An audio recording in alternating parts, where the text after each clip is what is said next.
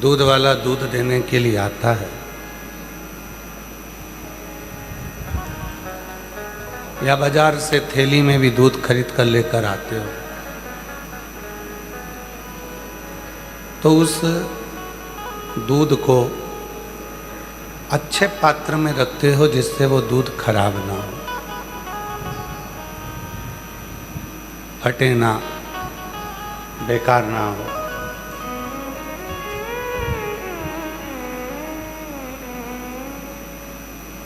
अच्छा पात्र ढूंढा जाता है जिस पात्र में दूध को रखा जाए।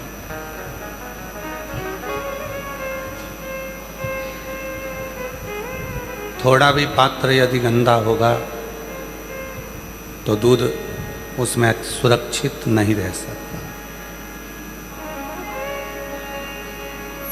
उसी तरह शिव महापुराण की कथा को हृदय में रखने के लिए हृदय भी, मन भी, हृदय भी मन भी साफ होना चाहिए।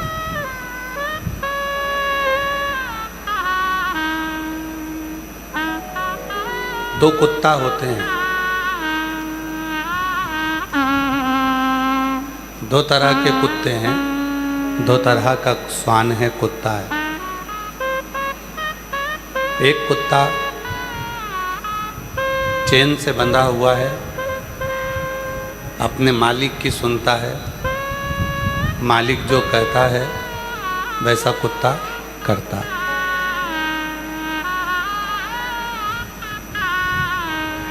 मालिक बोलेगा कि बैठ जा, बैठ जाए। मालिक बोलेगा इधर आ, पास में आ। मालिक कुत्ते को चेन से बांध कर रखा है और वो कुत्ता मालिक के कहने पर चलता है। और दूसरा कुत्ता है गली का कुत्ता, रोड का कुत्ता। वो गली का कुत्ता कोई भी निकल कर जाता है तो उसके पीछे भौंकना चालू कर देता है और उसके पीछे पीछे दौड़ लगा।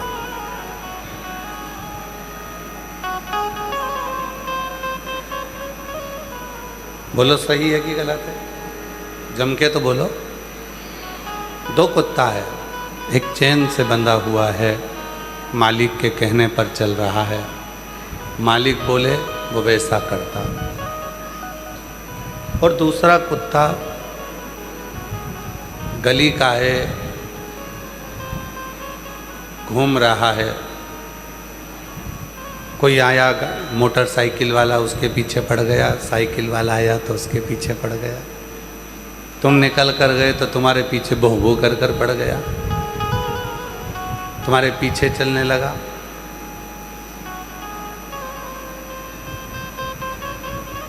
उसी तरह दो तरह के मन होते हैं। एक वो मन जो परमात्मा की जंजीर से बंधा हुआ है, घर के संस्कारों से बंधा हुआ है, भक्ति से बंधा हुआ है, मर्यादा में रहकर अपना कर्म करता है और एक दिन अपनी मंजिल को पा जाता है। एक वो। और दूसरा मन ऐसा है कि वो हर कहीं भटकता ही रहता है, उसका मन स्थिर हो ही नहीं पाता। एक सरल तरीका उसको बता दिया कि एक लोटा जल सारी समस्या का हल, तो भी उसमें भी वो ऐब ढूंढता है, उसमें भी वो खोट ढूंढता है।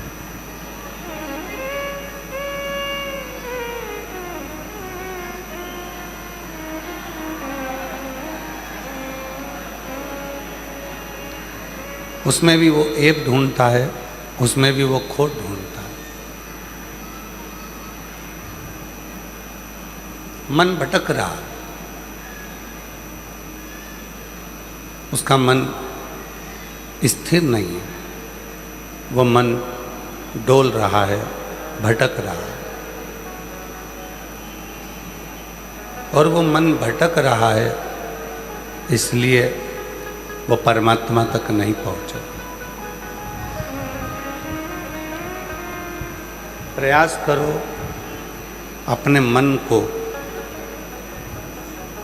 भक्ति की चैन से बांध कर रखो और उस चैन का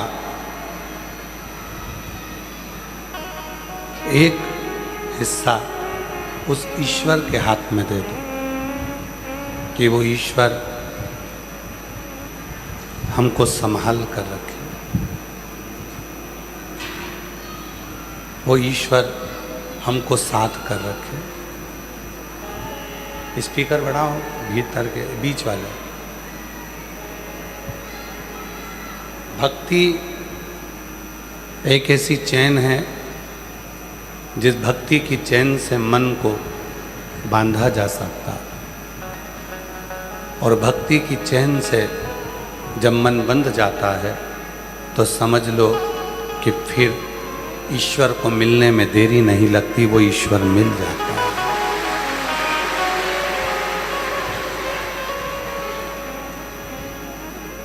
शिव जी का एक नाम आशुतोष है, भगवान शंकर का एक नाम आशुतोष है। आशुतोष संसार के लोगों से, दुनिया के लोगों से कोई आशा मेरे शिव नहीं रखते। एक घर की जो माँ होती है या घर का जो पिता होता है वो आपसे कोई आस नहीं रखता।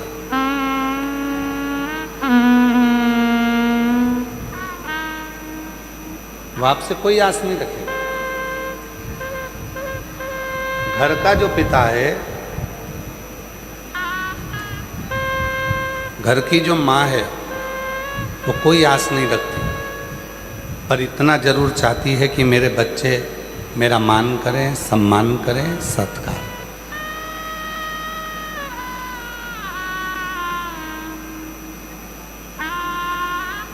तुम्हारे घर में अगर तुम्हारे माँ बाप हैं बुजुर्ग, तो तुम ईमानदारी से बोलना, बच्चे दीपावली पर कपड़े की जिद करते हैं, पत्नी करवा चौथ पर वस्त्र और आभूषण की जिद करती है, मायके जाने की जिद करती है, कुछ लाने की जिद करती है, पर घर में अगर कोई बुढ़ा, कोई बूढ़ा बुजुर्ग माँ बाप है, वो कभी अपने बच्चों से नहीं कहते कि मुझे दिवाली पर साड़ी दिला या दीपावली पर कपड़े दिला। उन्हें आस ही नहीं, उनको नहीं चाहिए। वो तो कहते हैं कि मेरे बच्चे, मेरे पोता पोती फले फूलें, मेरे पोता पोती अच्छे से रहें, खुश रहें, सुखी रहें, उनके पास में सब रहे। हमारे पास तो अलमारी भरी पड़ी हुई है, हम तो पहन लेंगे। हमारे पास में तो बहुत वस्त्र हैं, हम पहन लें। आप ये मत सोचना कि शंकर भगवान को तुम्हारे एक लोटे जल की जरूरत है। शिव का नाम आशुतोष है। कोई आशा मेरा शिव आपसे नहीं रखता, कोई आशा। आप ये कभी मत सोचो कि आपका एक लोटा जल शंकर भगवान को चाहिए।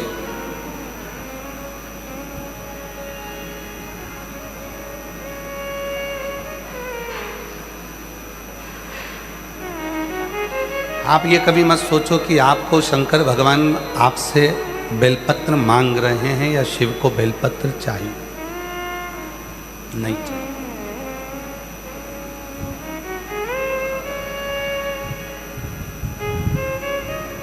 उनको नहीं चाहिए। ये बेलपत्र, ये जल, चावल का दाना आप अपने लिए समर्पित कर रहे हो, शिव को तुमसे नहीं चाहिए। वो आशुतोष है, मौन है, शांत है, प्रसन्न है, और इतना प्रसन्न है वो, इतना प्रसन्न है कि एक बार माता पार्वती जी तुमरुका जी से पूछी थी कि तुमरुका जी, शिव जी को अगर बहुत जल्दी प्रसन्न करना हो तो शिव कैसे प्रसन्न हो सकते हैं? कैसे प्रसन्न हो सकते?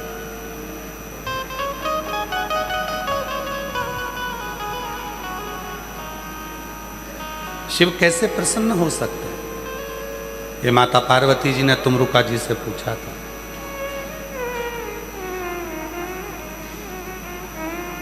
तुमरुका जी से पूछा कि शिव कैसे प्रसन्न हो सकते हैं? जल्दी प्रसन्न करना है तो हम क्या कर सकते हैं? हम शंकर भगवान को कैसे प्रसन्न कर सकते? तो कहा, शिव को शीघ्र प्रसन्न करने का केवल एक तरीका है, कभी एकांत में बैठकर पंचाक्षर मंत्र नमः शिवाय या षडाक्षर मंत्र ओम नमः शिवाय या श्री शिवाय नमस्तुभ्यम को गहरी सांस लेकर जब तुम पुकारोगे तो तुम्हारा शिव तुम पर प्रसन्न हो जाएगा। उसको कुछ नहीं, कोई वैभव की चाह मेरे शंकर भगवान को नहीं, तुम्हारी संपदा की चाह मेरे शंकर भगवान को नहीं, तुम्हारे धन की चाह मेरे शंकर भगवान को नहीं, तुम्हारे एक लोटा जल या बेलपत्र या चावल के दाने की चाह मेरे शंकर भगवान को नहीं। मेरे शिव को तो केवल अपने भक्तों से स्नेह है, प्रेम है, प्यार है। और जो जैसी भावना लाया वो वैसा ही फल पाया, नहीं खाई उसे लौटाया, वो मन ही मन और कर दिया माया वाले ने, लुटा दिया काशी वाले, लुटा दिया काशी वाले, कर दिया माला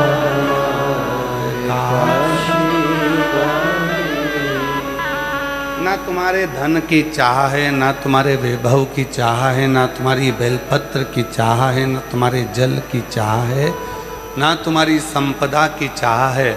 मेरे भोलेनाथ को तो केवल तुम्हारे चेहरे पर स्माइल हो और तुम उसको एक बार पुकार लो, बस उसी की चाह है, उससे ज़्यादा और कुछ नहीं।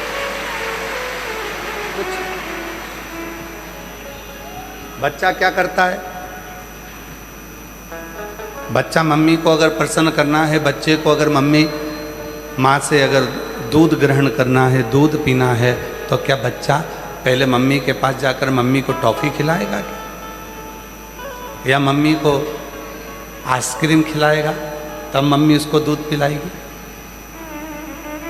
माँ बच्चे से कोई चाह नहीं रखती। बच्चा टॉफ़ी खिलाएगा तब माँ दूध पिलाएगी, बच्चा आइसक्रीम खिलाएगा तब माँ दूध पिलाएगी, बच्चा कुछ ला कर देगा तब माँ दूध पिलाएगी? नहीं, बच्चे से माँ को कोई चाह नहीं, वो तो बस देखती है। बच्चा रोया, उसने पुकारा, हाथ ऊपर कर कर जैसे ही बच्चा पुकारना प्रारंभ करा, माँ माँ माँ, बस माँ ने उसको गोदी में लिया और दूध पिलाना प्रारंभ कर दिया। उसी तरह बच्चा जब कहता है पापा, बाबा, बाबा, बाबा, बस उसने पुकारना प्रारंभ करा और पिता ने, बाबा ने उसको गोदी में लिया। उसी तरह तुमसे शिव को कुछ नहीं चाहिए। तुम जल चढ़ाओ तो ठीक है, बेलपत्र चढ़ाओ तो ठीक है, चावल चढ़ाओ तो ठीक है, फूल चढ़ाओ तो ठीक है, वरना केवल शिव को उसको पुकारना प्रारंभ कर दो तो भी वो गोदी में ले लेता है और आपका भरण पोषण कर, उसको नहीं चाहिए।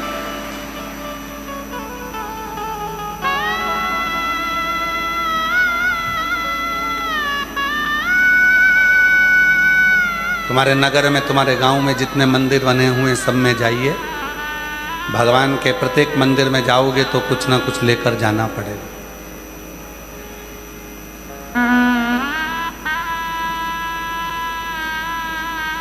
प्रत्येक मंदिर में जाकर देखिए, जाओगे कुछ लेकर जाना पड़ेगा। पर शिव का एक मंदिर ऐसा है, भगवान शंकर का, जिस मंदिर में तुम कुछ भी लेकर नहीं जाओगे तो भी शिव तुमको खाली हाथ नहीं भेजेगा। वो है देवाधिदेव महादेव का, वो शिव का मंदिर, वो शंकर।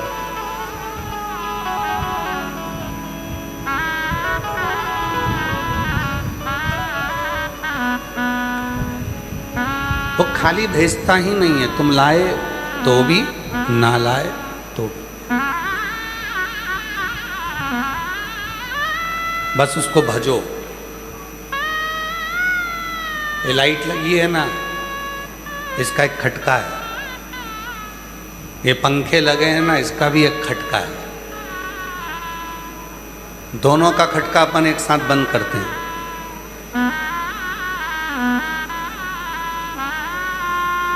सबसे पहले कौन बंद होएगा?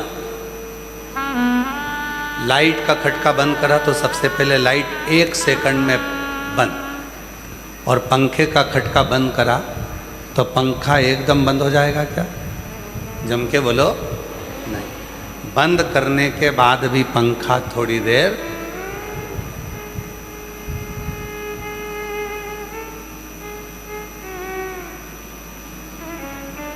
बंद करने के बाद पंखा थोड़ी देर घूमेगा, फिर बंद होगा।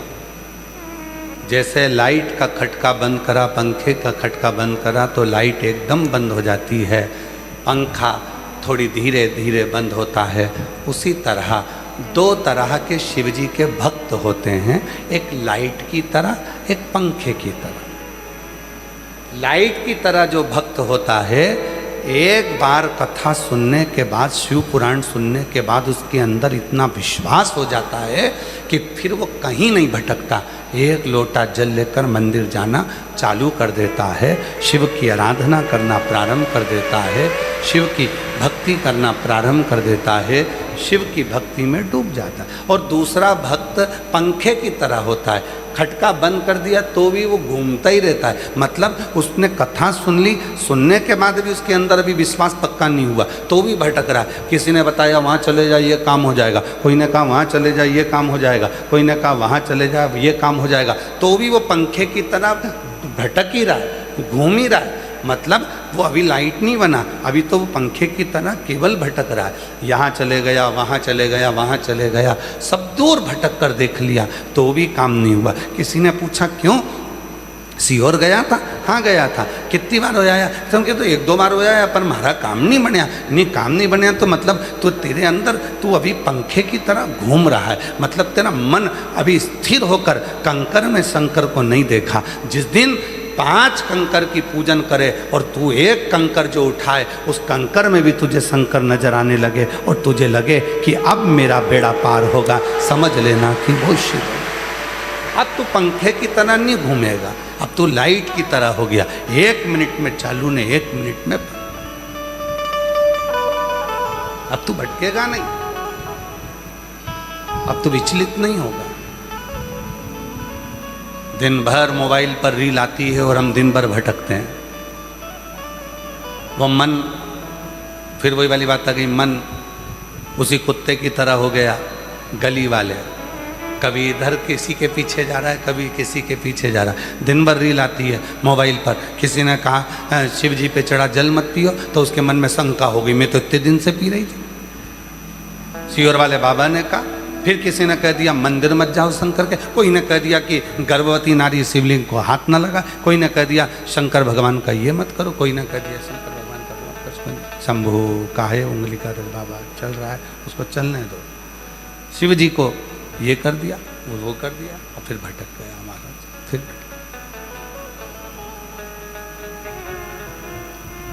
फिर भटका।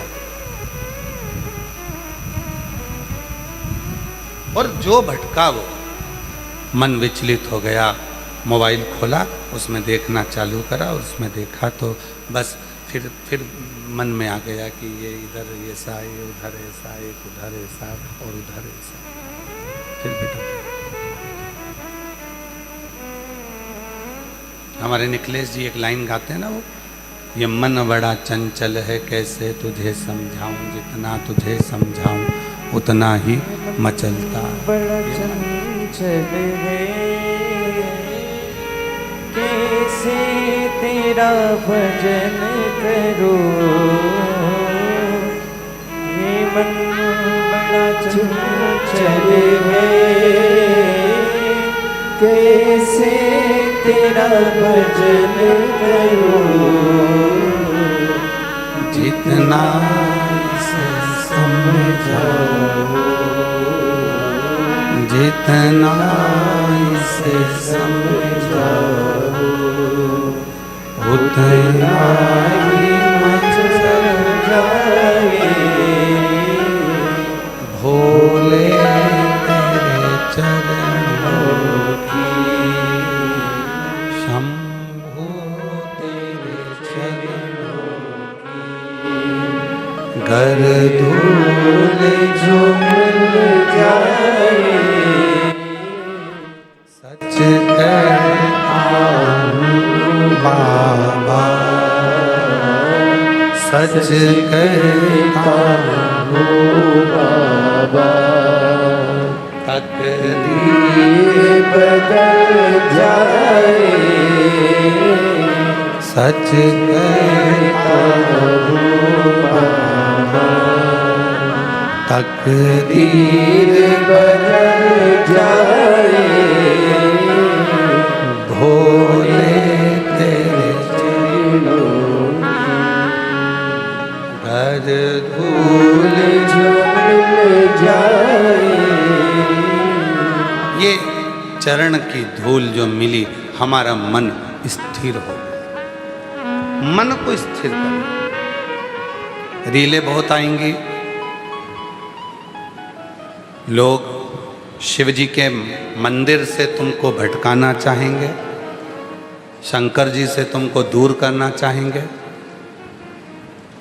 और जिसकी बुद्धि में बैठ गया कि ब्रह्मा ब्रह्म लोक में है और भगवान विष्णु बैकुंठ लोक में है, अगर मृत्यु लोक का कोई अधिपति है तो केवल महादेव है, जो दौड़कर तुरंत आ जाए।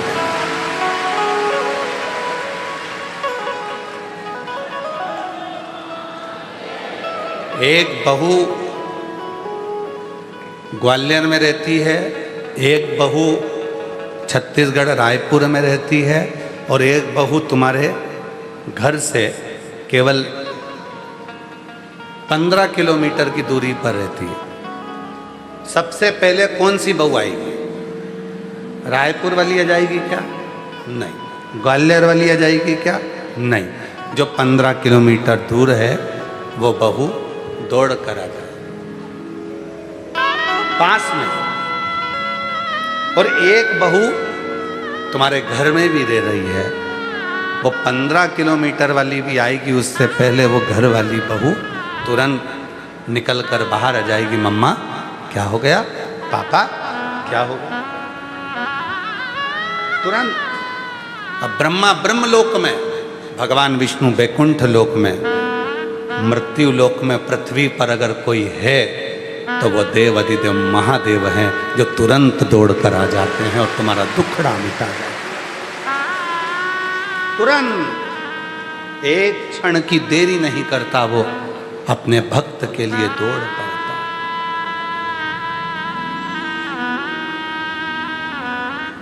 बाबा बाबा सब कहें पर माता कहे न को, एक बार जो माता कहे सो काशी में हो। शिव और शक्ति दोनों सम हैं, दोनों सम। आपको मालूम है भगवान विष्णु ने अपने सुदर्शन चक्र से भगवान शंकर भगवान की धर्म पत्नी माता सती के शरीर के टुकड़े करे थे।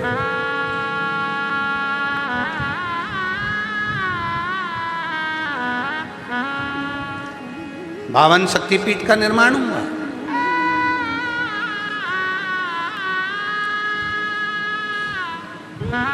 किसी ने पूछा देवादिदेव महादेव से, आपकी अर्धांगिनी के 52 टुकड़े कर दिए गए, शक्तिपीठ का निर्माण हो गया, भगवान विष्णु चाहते तो टुकड़े करने की जरूरत ही नहीं पड़ती, सती मैया को ओझल कर देते, सती माता का शव ही नहीं दिखता तो शिव को क्रोध ही नहीं आता, तांडव नहीं रचते और शव चले जाता, फिर टुकड़े क्यों करे?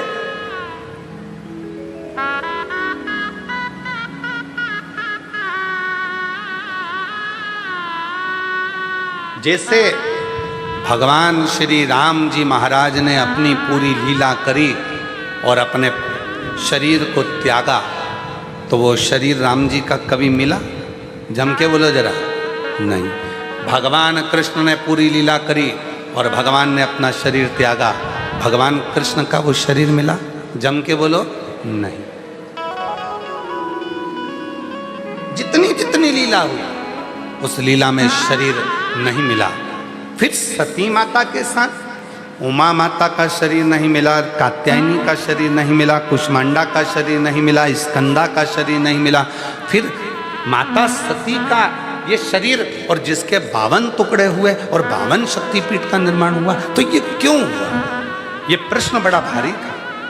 शिवजी से पूछा, भगवान नारायण चाहते तो इसको ओझल कर देते, गायब कर देते, फिर ये टुकड़े हुए इस शरीर के, और क्यों हुए, किस लिए हुए,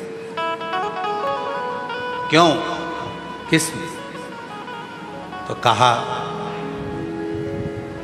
पूरी पृथ्वी पर ये 52 शक्तिपीठ जो निर्माण किए गए हैं, ये इसलिए करे गए हैं, जब संसार का मनुष्य हर तरह से हारेगा, किसी भी एक शक्तिपीठ पर जाकर जब भगवान शिव को याद करेगा तो शिव और शक्ति उसके ऊपर कृपा बरसाना प्रारंभ कर,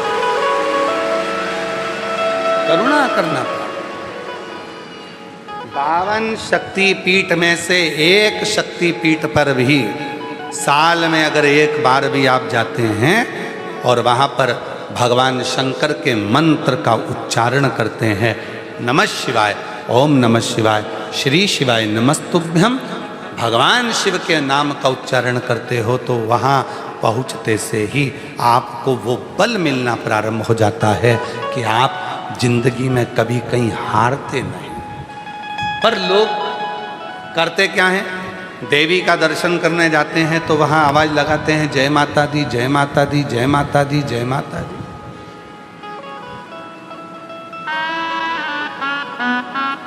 जय माता।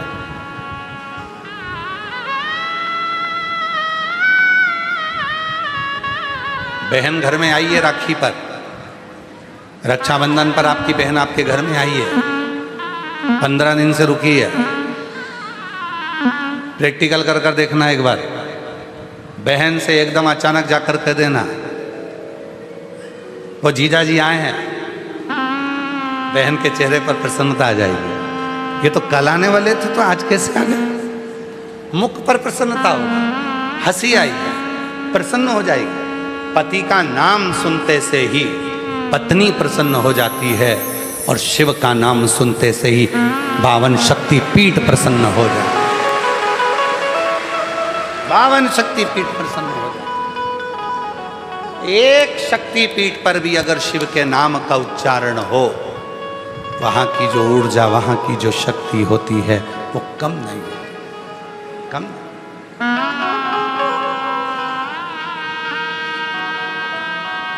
एक शक्ति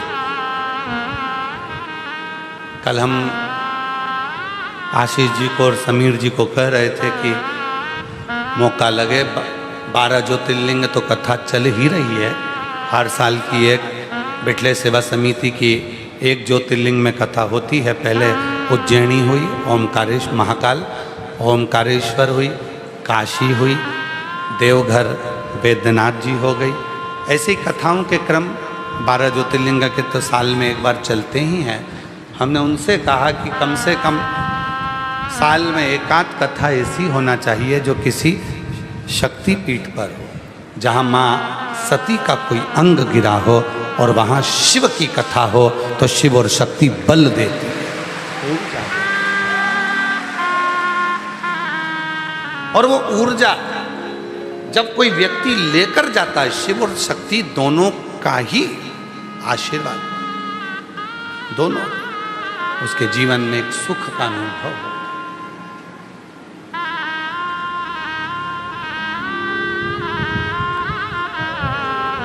भेद नहीं है।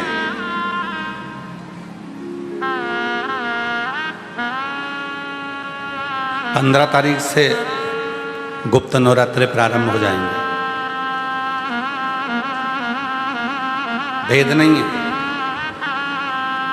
जब नवरात्रे प्रारंभ हो, गुप्त नवरात्रे प्रारंभ हो, गुप्त नवरात्रे का मतलब होता है कि गोपनीय रूप से शिव की और शक्ति की आराधना करना।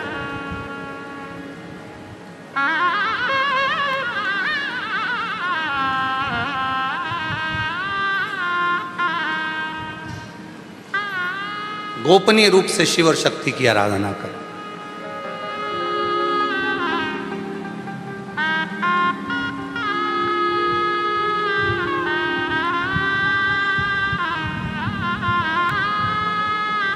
एकांत में बैठकर कहीं मत जाओ।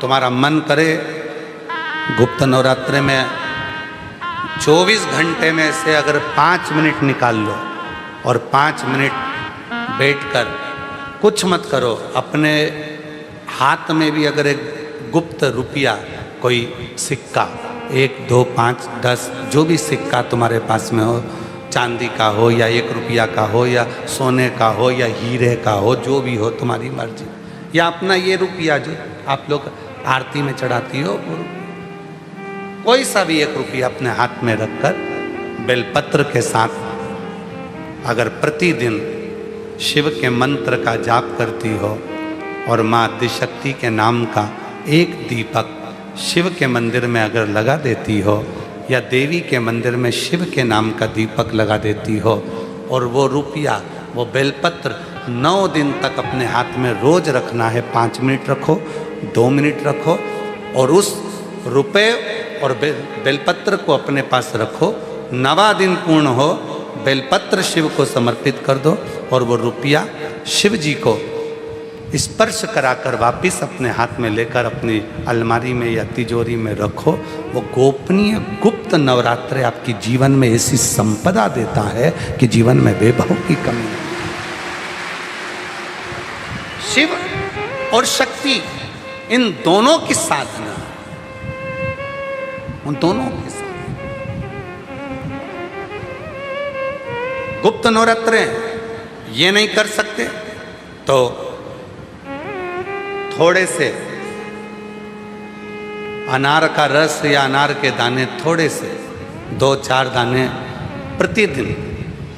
प्रतिदिन अनार के दाने 2-4 अपनी माता रानी के, शिव के स्मरण में, अपना घर का जो मंदिर हो जिसमें भगवान बैठे हों, तुम्हारे घर के मंदिर में जो भी भगवान बैठे हैं, अगर 9 दिन तक लगातार अनार के 2-4 दाने का भी आप रोज माता रानी को अगर भोग लगाती हो और उस अनार के दाने का या शिव को भोग लगाते हो, उस अनार के दाने का घर के जितने सदस्य एक एक दाना अनार का सब खा लें।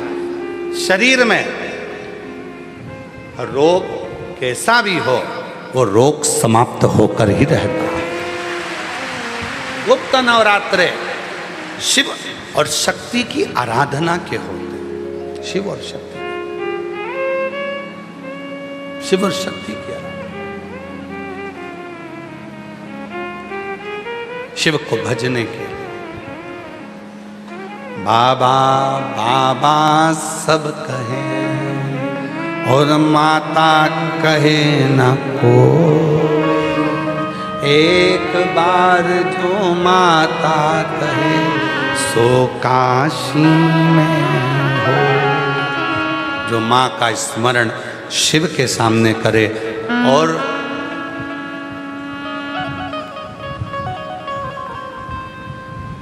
शिव का स्मरण माता के सामने करे तो माता प्रसन्न हो जाती है।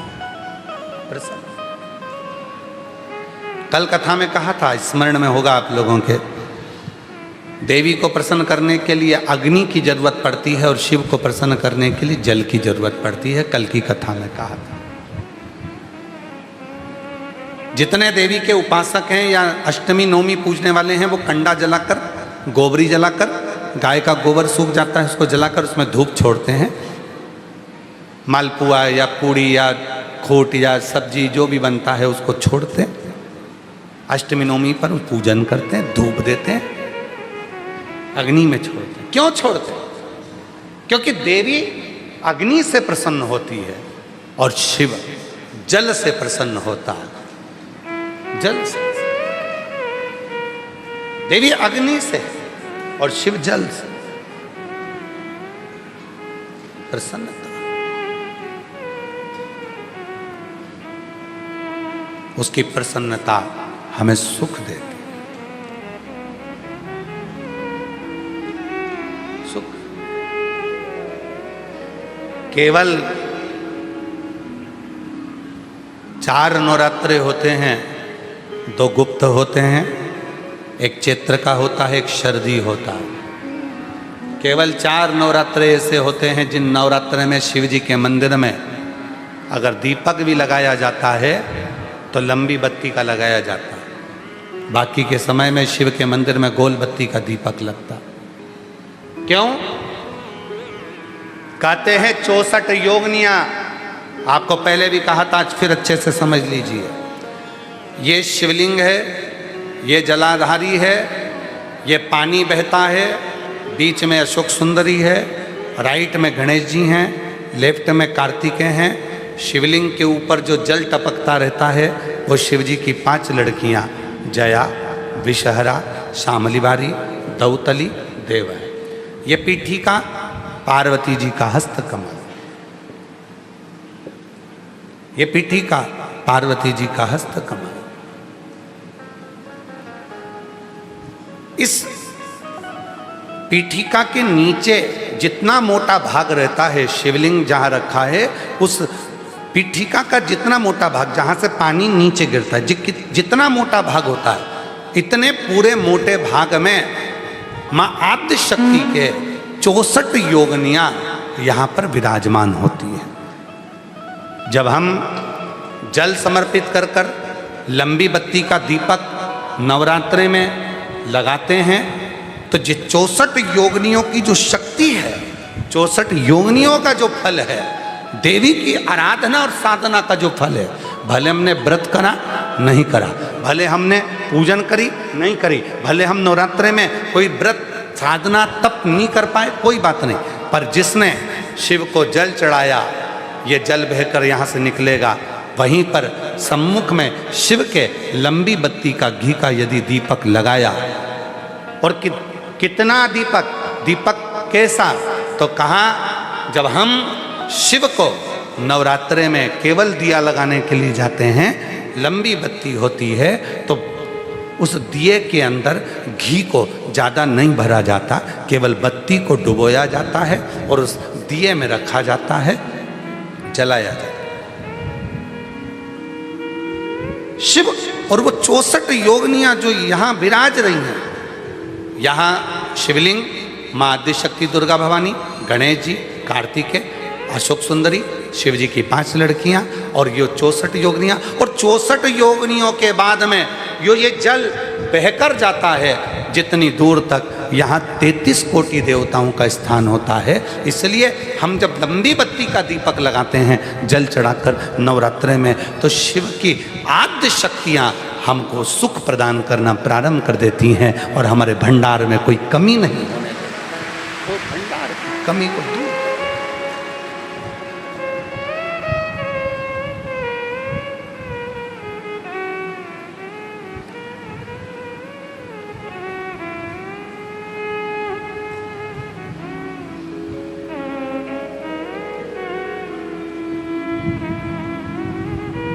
इसलिए कई लोगों ने तो गीत भी बनाया है, भजन भी बनाया है। वो कहते हैं ना, मैं तो लाई हूँ दाने अनार के, मेरी मैया के 9 दिन बाहर के।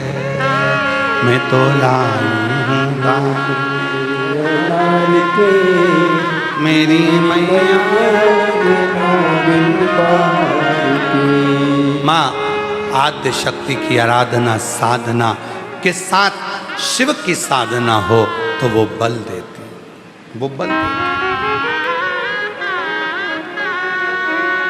और जब बल मिलता है तो हमें सुख का अनुभव होने एक पत्र है अच्छा।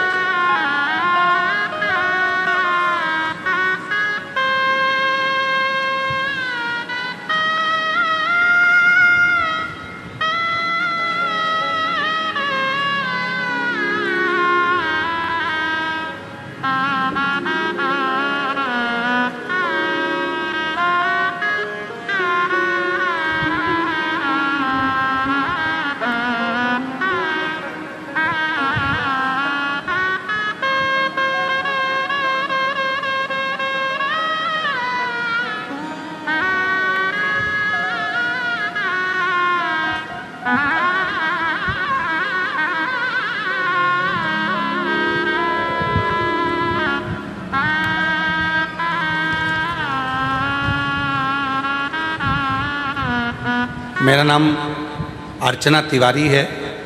गुरुजी मैं इंदौर से आई हूँ। कहीं बैठी हूँ अर्चना जी तो हाथ हिला सकती हैं, आप ही हैं, आ जाइए। बेलपत्र मैं 1 लोटे जल का क्या वर्णन करूँ गुरुजी। मेरा छोटा भाई जलंधर पंजाब में रहता है गुरुजी। उसको 14 जनवरी 2025 में सिर में दर्द हुआ और दर्द होते से ही उसकी आँखों की पूरी रोशनी चली गई, उसको दिखना बंद हो गया। ऐसा कोई डॉक्टर नहीं था जिसका हमने इलाज ना करवाया। सारे बड़े बड़े डॉक्टरों को दिखाया, सीटी स्कैन कराया, MRI कराई, पर कोई हल उसकी आँखों का नहीं निकला। केवल सिर में दर्द हुआ था और उसकी दोनों आँखें चली गई, रोशनी बंद हो गई। गुरुजी हम हिम्मत हार गए। तब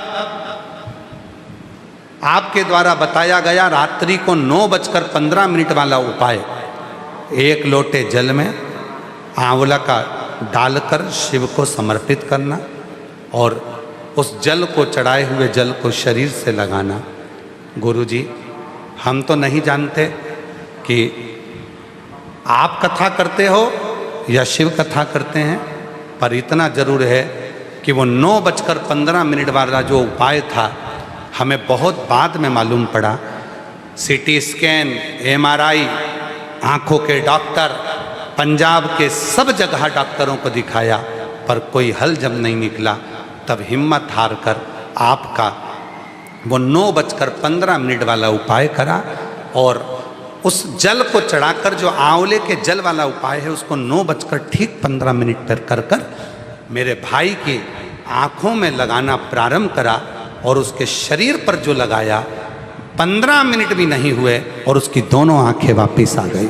मैं बाबा को यहाँ धन्यवाद देने के, बाबा को नमन करने, शिव शिव शंकर शंकर। गुरुजी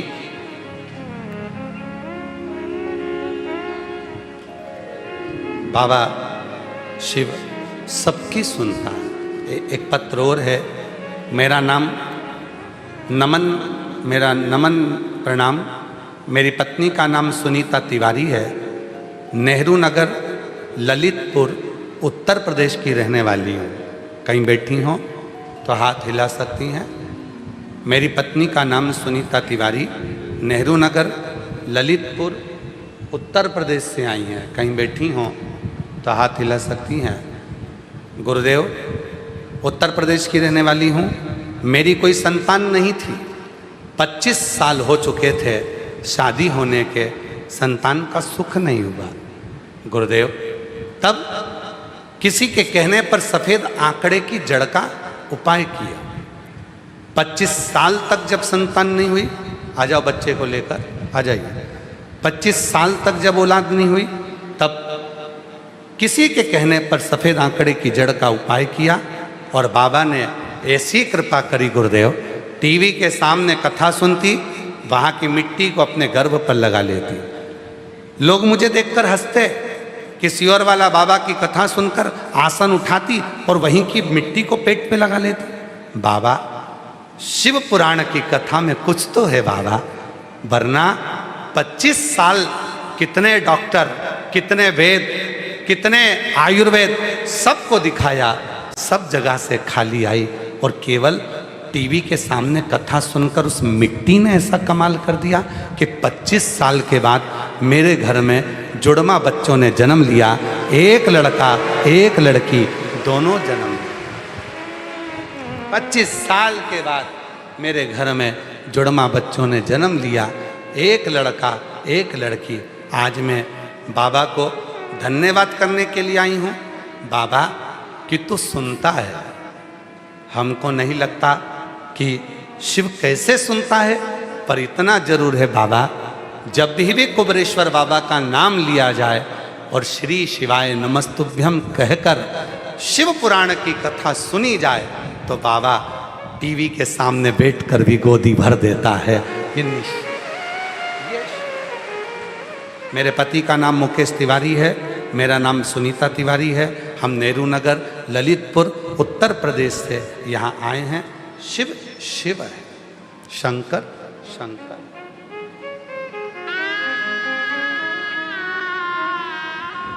और महादेव नमन चलो, महादेव नमन चलो।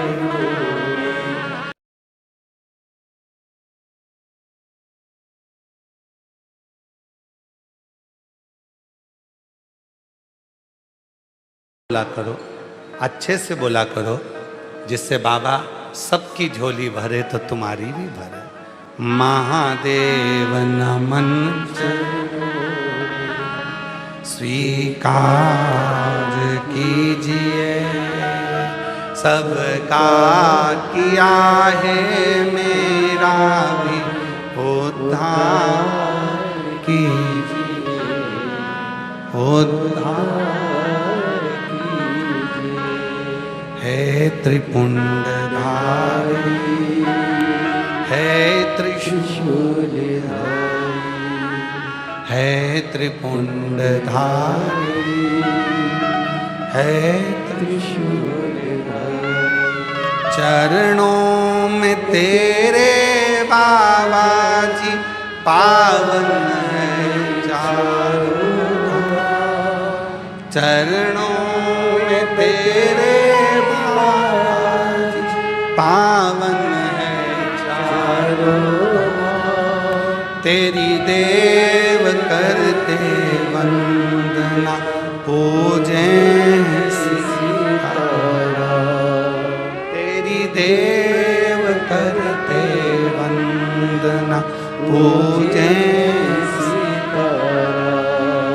हो जाए पूरी कामना, हो जाए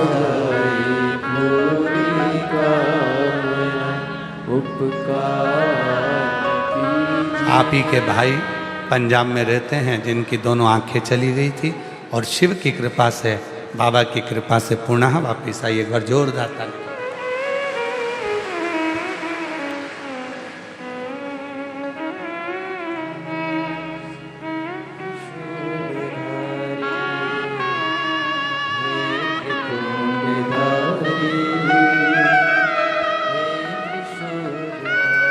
पच्चीस साल के बाद टीवी के सामने कथा सुनती, सब जगह से हार गई। सारे वेद डॉक्टर सब दिखा लिए, सब ने कह दिया कि औलाद नहीं होगी। तब सफ़ेद आंकड़े की जड़ को बांधा, टीवी के सामने आसन बिछाकर बैठ जाती, आसन उठाकर वहीं की मिट्टी को गर्भ पर लगाती और 25 साल के बाद जुड़वा बच्चों ने जन्म लिया।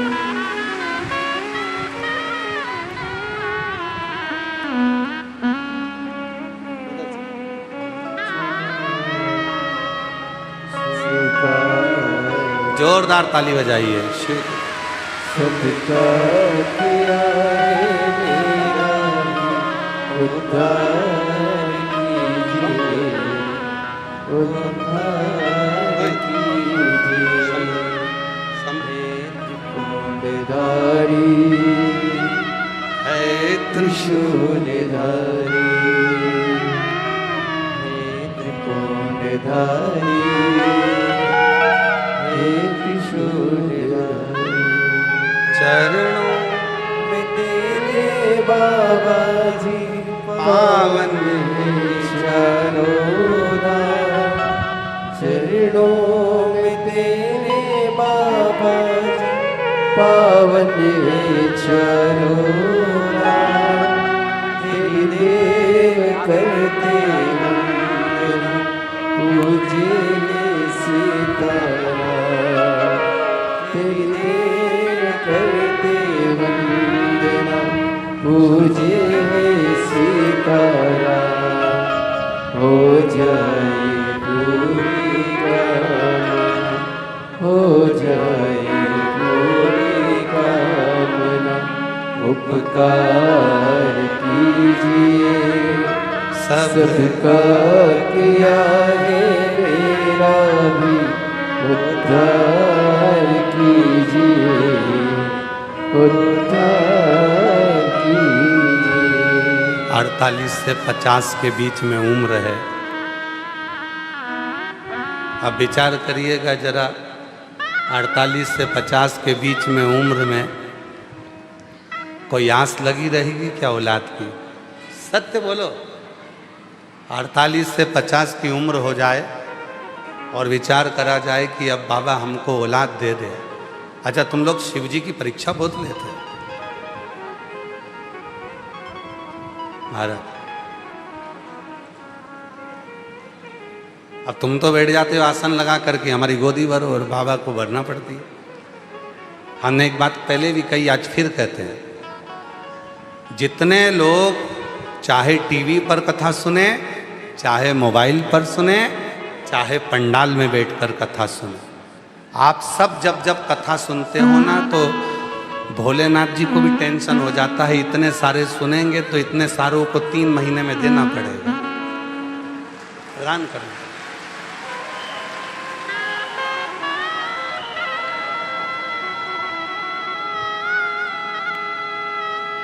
देना पड़ेगा, इंतजार करो। और शुद्ध जब भाव होता है, शुद्ध निर्मल मन सो मोहि,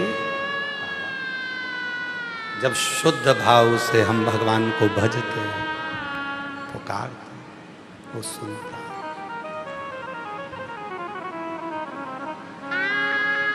कल हम जब आरती करे कुबेरेश्वर बाबा की, और आरती कर कर जब सबसे बाबा का विनय कर रहे थे, निवेदन कर रहे थे, हाथ जोड़कर सबसे मिल रहे थे, कई भक्त आवाज लगा रहे थे, बाबा बाबा बाबा महादेव, बाबा महादेव। जब हम वापिस आए तो एक व्यक्ति ने पूछा कि लोग आपको आवाज लगा रहे थे, बाबा बाबा महादेव।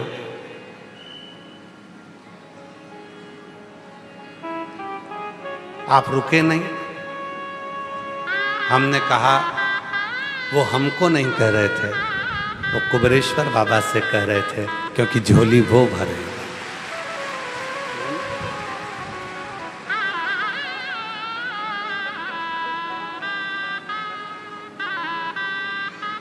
तो कहा वो तो आपको देखकर चिल्ला रहे थे। हमने कहा नहीं नहीं, वो शिव के भक्त हैं ना, इसलिए हर एक में शिव को देखते हैं, इसलिए आवाज लगा रहे थे, बाबा बाबा महादेव, ओ महादेव, ओ बाबा। आवाज जब लगाई जाए वो शिव स्वीकार।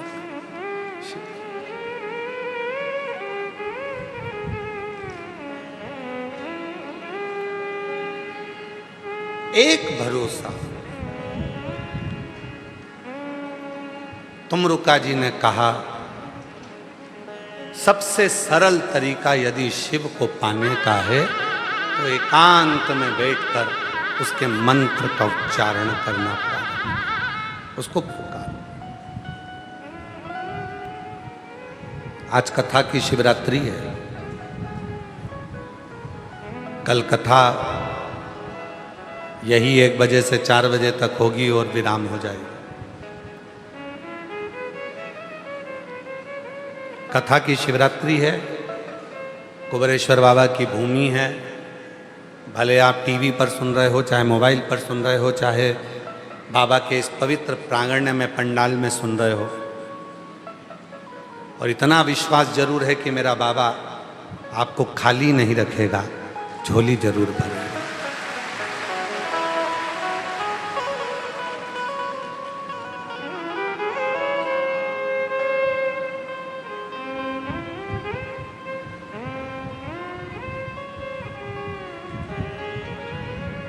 बस इस मन को भटकने से रोक दो। कथा के शुरू में कहा था 2 कुत्ता होते हैं, एक कुत्ता पालतू होता है, चैन से बंधा होता है। इस मन को वैसा ही शिव से बांध दो। दूसरा कुत्ता होता है जो भटकता रहता है, कोई गाड़ी वाला निकला उसके पीछे भोंकता भोंकता जाता है, कोई निकला उसके पीछे पड़ जाता है। इस मन को भटकना छोड़ दो। बहुत सारे मिलेंगे, मंदिर मत जाओ, बहुत सारे मिलेंगे, ये मत करो, बहुत सारे मिलेंगे, शिव का चढ़ा जल मत पियो, कोई कहेगा शिव पुराण ना सुनो, कोई कहेगा ये मत करो। हमें अपने मन को काबू में रखकर विश्वास कर लेना है कि अब मैं आज से शिव पुराण की कथा सुन रही हूं। आज से मैंने महादेव को अपना बाप, अपना पिता मान लिया है। मेरे दुख अब मेरे बाप के होंगे, मेरे पिता।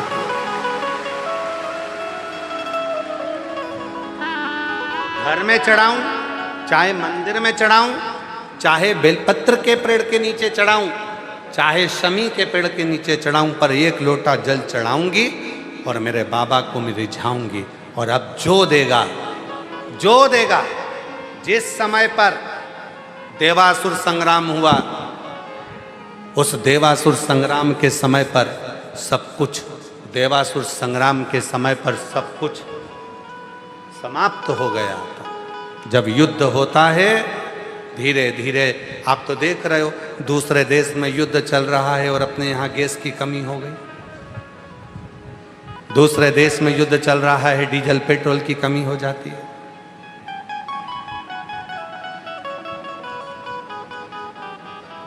जरा विचार करो कि जब इतना सा युद्ध पृथ्वी पर हुआ तो हर चीज की कमी पड़ने लगी, और देवासुर संग्राम हुआ था, सब कुछ समाप्त हो गया था। इंद्र का खजाना लूट गया था, सब समाप्त हो गया। तब माता लक्ष्मी से कहा गया कि तुम लक्ष्मी दो, तो लक्ष्मी कहती हैं मेरे पास भी लक्ष्मी नहीं। कुबेर से कहा गया कि तुम कुछ दो, कुबेर कहते हैं मेरे खजाने खाली हो गए। तब भगवान नारायण से कहा गया कुछ करिए, भगवान विष्णु कहते हैं मेरी लक्ष्मी के पास भी लक्ष्मी नहीं। ब्रह्मदेव कहते हैं कोई लेख धन का वैभव नहीं। तब करा क्या जाए? तब उस समय पर सारे देवताओं ने मिलकर भगवान शिव की आराधना करी। भोलेनाथ, आप भले शमशान में रहते हो, आप भले कैलाश पर रहते हो, आप भले काशी में रहते हो, भले आपके पास में घर नहीं, भले आपके पास झोली नहीं, भले आपके पास तिजोरी नहीं, भले आपके पास आभूषण नहीं, भले आपके पास बंगला नहीं, गाड़ी नहीं, पर इतना जरूर है कि आपकी रोम में लगी हुई राख में भी करोड़ों का वैभव होता है। करोड़ों चपटी भभूत में है, बोलो बोलो बोलो, चपटी भभूत में है खजाना कुबेर का। आपके कण कण में शंकर भगवान करोड़ों का वैभव भरा पड़ा है। आप कृपा करो। तब भगवान शिव प्रसन्न हुए और भगवान शंकर ने अपने 2 हाथ नीचे करे, एक हाथ में डमरू, एक हाथ में त्रिशूल लिया, जटा बंदी थी, चंद्रमा लगा हुआ था, गले में सर्प पड़ा था, रुद्राक्ष की माला थी, ने मुख मुस्कुराहट थी, नयन से दर्शन कर रहे थे।